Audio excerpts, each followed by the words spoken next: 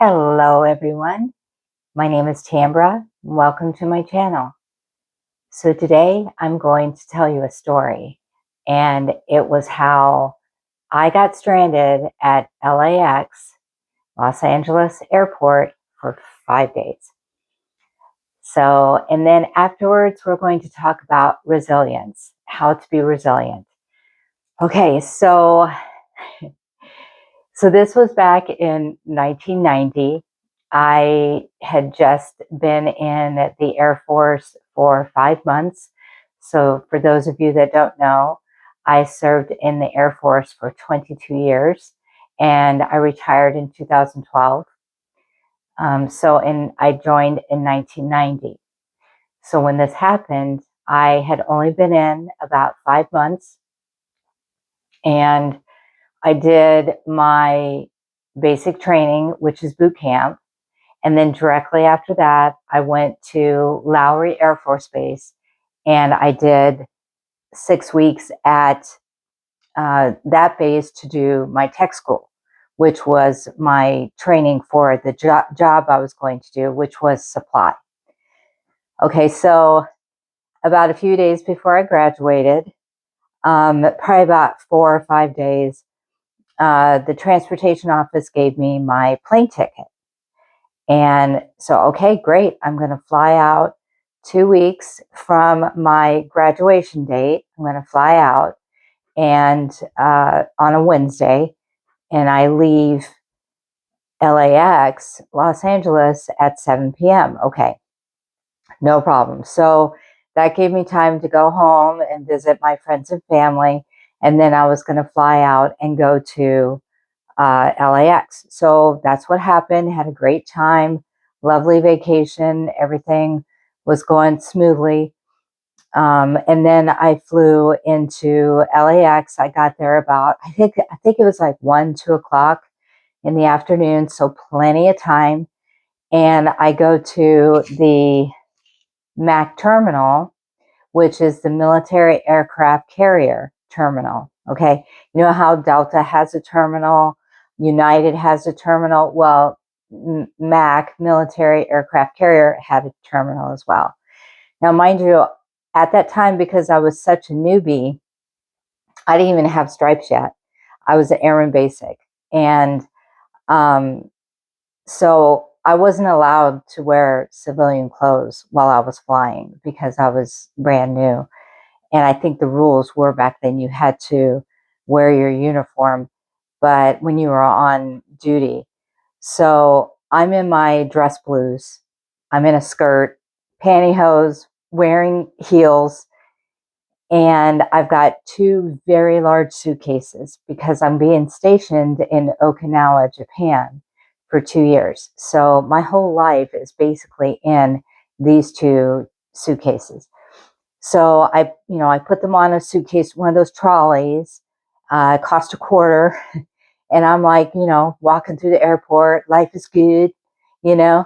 And I get to the MAC terminal, and there's this airman sitting there, and he's a few stripes ahead of me. He was an airman first class, so he had 2 stripes.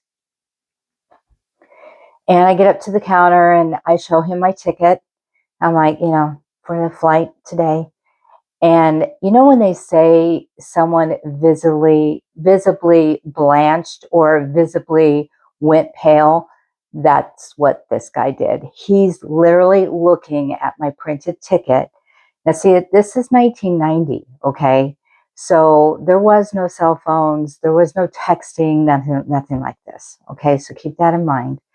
He's looking at this ticket, and he's like, his eyes are like this, looking at me, looking at the ticket. He went, "Oh no." And I go, "What?" He goes, "This flight left on Monday." I'm like, "What?" And he's like, "Yeah, they flew out on Monday. Whoever did your ticket, who did this, they did it for the wrong day." And I'm like, we're both looking at each other like, we're like, what am I going to do? And, I'm brand new. I have no idea what to do. And I'm literally like, okay, stay calm. Don't freak out. Stay calm. And I said, what do I do? And he's a low rank too. He's probably been in like a year and a half or over a year. So he's kind of new too. He didn't know what to say. And so I was like, all right, okay, problem solving. What do I do? I'm literally the next, and he told me the next flight is not until Monday. Well, it's Wednesday. That's 5 days, you know, and I'm stuck at, and I can't stay at the airport for 5 days. So I said, okay. Do you have a USO here? And a USO is like, it's a place for military people. They do they do all kinds of things. They've been around for, I think, since World War II, or maybe sooner, maybe older than that. And they provide discounts for things and services. Sometimes they'll have a store. Um, they'll have free snacks and sodas and stuff like that, for service members and their families. He goes, yeah, we have a USO. And he tells me where it's at. And I'm like, okay. Because if they offer discounts, well, then maybe they can get me a military rate for a hotel, because that's really the only option. I'm stuck here. There's nothing I can do about it. So I go plodding through the airport. I'm in my, like I said, dress blues, heels, skirt, plugging this. And when I say my suitcases were large, I'm not kidding. Like, they were massive suitcases. And because I'm going to be in Okinawa for 2 years. So I'm trotting along, and I get to the USO and I tell them what happened, and they're of course horrified for me. And they're like, okay. So they found me a hotel that had a shuttle service that was free from the hotel to the airport. And they and it was $55 a night. And so I'm like, okay, so if it's that cheap, what kind of hotel is this going to be? So I'm apprehensive, but okay, beggars can't be choosers. Gotta take it. So I go to, where's the trolley? They tell me where it's at. I'm like bebopping down to this and get on it. The guy helps me load up my luggage because it's so gosh darn big. And we get to the hotel and he helps me unload it and we go in. In this 5-day period, I got to know him really well. His name was Randy, and he had a wife and kids. Anyway, so I go into the lobby, and there is this Middle Eastern man that was there, and he was very kind. And I tell him my story, and he didn't sound surprised. He didn't look surprised. So that tells me that this has happened before, okay, with other people, with other military. And so he hooks me up, he gets me a room, and then he leans forward on the counter, and I'm like this at him. And he leans forward, he goes, do not leave your room for anything. It is not safe. Do not leave your room. Understand? I'm like, okay. If you need food, get room service, use the phone, and call it for food. But do not leave your room. Okay? And I'm like, yes, sir. Okay. So gives me my key. I go down. I go, wheel my luggage, and I go to the room. And it was actually surprisingly a nice room. It was a suite. He gave me a suite, and it was it was a living room area, and then the bathroom, and then a little hallway to the bedroom. And yeah, it was actually a very nice room, very clean. And I was like, okay, cool. So as I was walking to my room, I noticed that the hotel was enclosed with a courtyard. There was these walls around the courtyard, and that it had a restaurant. And I'm hungry, and I wasn't going to order room service because room service is more expensive. So, they're gonna upcharge you, right? So I'm like, well, I'm in a secure walled in courtyard. It should be okay. So I did. I left the room, but it was fine. It was. And I walked to the restaurant that was like over, like the lobby's here and the restaurant is like over here. I go in there and it was actually a nice restaurant, and I'm sitting there and there's me and these two older gentlemen. They looked to be about, 55, 60. I was only 21 at the time, so to me they were ancient. But so I'm sitting down and I'm looking at the menu, and the guys were sitting at the bar. They were only like about 5 feet from me, and they start chatting me up. And you know how you get a read on people and you just know that they weren't being pervs, they weren't being creepy, they were just being fatherly. Because when I was 21, I looked like I was 15 and I weighed all of 100 pounds. So they probably thought I was a runaway or something like that. So they were like, "Where are your parents, kid?"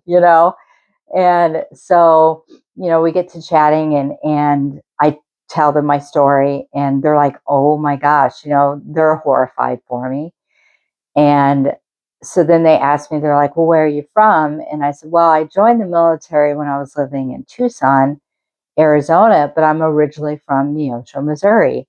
And these guys are like, "Neosho, Missouri? I know Neosho, Missouri." Now, mind you, Neosho is literally a town of 10,000 people, has one high school for the district, is very small. It's a very small town. So for anyone to know Neosho is shocking. And they're like, "We're from Muskogee, Oklahoma." I'm like, "Muskogee, Oklahoma? I have an aunt and uncle that lived in Muskogee, Oklahoma." So I and they were just like, "What?" So you know what that means, don't you? Well, that means I'm family. I'm family now. They have officially adopted me. So they were so kind. They took me under their wing, and they were living in the hotel because it was easier. It was cheaper in LA to live in a hotel than it was to rent an apartment. And so they were living in the hotel, and their sons were coming to visit in for the summer. And so their sons showed up, and they took me under their wing too. They were just as nice as the dads were, which was kind of shocking for teenagers. But no, they were like 17, 18 years old. And so every day I had to get up, put on my uniform, grab my luggage, haul it on the trolley, go to the airport, and I had to sit there and wait for a few hours. Usually, I had to be there by 7:30, and I was usually out of there by 9:30. And they would, number one, check in. For as much as they don't took care of me, they didn't take care of me, but they wanted to make sure that I didn't go AWOL and disappear too, right? Weird. But anyway, so I would have to sit there, and then they would check and see if there's going to be any flights that were going to be going to Japan, and then I could catch a connecting flight to Okinawa, and there wasn't. And so I had to do that every single day. So I would get back to the hotel around, about 10:30, and then we would take off from there. And the guys they were the sons, they were applying for like not at Knott's Berry Farm amusement park, Disneyland, places like that. I didn't go into those places, but I was just in the parking lot waiting for them to do all that. And I got to see LA Beach. We drove through Sunset Boulevard, and I gotta say, Sunset Boulevard and Hollywood and all that is not impressive. It's actually a dump. I'm sorry. I hate to break it to you, but they make it look really nice in the movies, but it is not that nice. It's not. There's a lot of homeless people, a lot of sketchy people walking around. It's not nice. So, um, but I actually kind of had a good time, even though I was a wreck. I was a nervous wreck. I thought I had done something wrong, but I didn't. It was they gave me the wrong date and time. And but at night, when the Middle Eastern man told me it wasn't safe, he wasn't kidding. Because at night, I swear to you, I heard gunshots, I heard screaming. There was sirens every single night. I mean, it was terrifying. I really thought, like the first night or two, I really thought I was going to die. No, I'm serious. Like I'm laying in that bed, curled up in a ball, and I'm like, I'm going to die tonight. I'm only 21. I haven't really lived yet. Like I'm going to die tonight. But it didn't happen. And shockingly, I did not cry. Not once. I did not cry. I was a wreck. Like I was keeping it all in, right? That stiff upper lip, keeping it in, stoic, that's my nature. But I did not cry, not once. But I was inside, I was a wreck. But so the 5 days came and went. The last day, checked out. It was Monday. This is my day. I'm flying out today. So I say goodbye. And so let me back up just a little bit. So by Saturday, I had run out of money. And I'm a poor airman. And believe it or not, when you first start out in the Air Force, you are dirt poor, or in any branch of the military, you're dirt poor. I was making more working at McDonald's than I was as an airman basic in the Air Force. I kid you not. It was very true. Very true. So the money I had saved, because I didn't account for this kind of detour of my plans. So the money I had saved was gone. I didn't have any more money. And those two men from Muskogee, Oklahoma paid for my room. They did. They paid for my room. They took me out to dinner a few nights. They were so kind. They were so kind. So that Monday came. I checked out. I said goodbye to them. And I got on that trolley, went to the airport, checked in, and I sat there from 7:30 in the morning until that evening at 7 p.m. when we flew out. And I finally got to, and it was a 16-hour flight. We flew to Alaska, to Tokyo, Japan, to Okinawa, Japan. By then, I was beyond exhausted. But yeah, and that was my story. I did get the address of those two men and I did write them. I paid them back. I sure did. Once I got, could save up some money again, I paid them back. And then I stayed in touch. I'd write them and let them know how I was doing in Japan. And they moved out of the hotel, and I don't know what became. I've lost touch with them, which was a shame because they were just amazing. They were incredible, and the two sons. I lost touch with them. But yeah, that was my story of how I got stranded in LAX. Oh, and a fun thing, as I'm sitting there people watching one of those days, this was during the time of Janet Jackson's Rhythm Nation. It was her world tour, and I saw her entourage. I didn't see her, but I saw her crew, and they were dressed all in black, wearing the black hats. And yeah, there was like 50 of them. They were hard to miss. And I saw them walking through LAX. So that was pretty cool. But a trip that was started out being horrible actually turned out to be memorable and kind of fun. So that's my story. And then so now I'm going to talk about being resilient. And what is resilience? Well, it's the ability to um, have challenges thrown your way and to mentally get through them and without crumbling into a pile of mush. I could have stood there and started bawling and screaming and throwing a fit, um, and making it way worse than it needed to be. But I didn't. I put my shoulders back, took a deep breath, and I powered through. I did what I had to do, and because I had no choice. And that's what resilience is. It's being resilient. It's being mentally strong and it's doing what you have to do in the face of a challenge. In the military, we call it adapting and overcoming, and that's what I did. So that is it for my video today. If you like this channel, hit the subscribe button. And if you like it, hit the like button as well, and that will make me show up on the algorithm. And so that's it. Take care, be well, and thank you very much. Bye.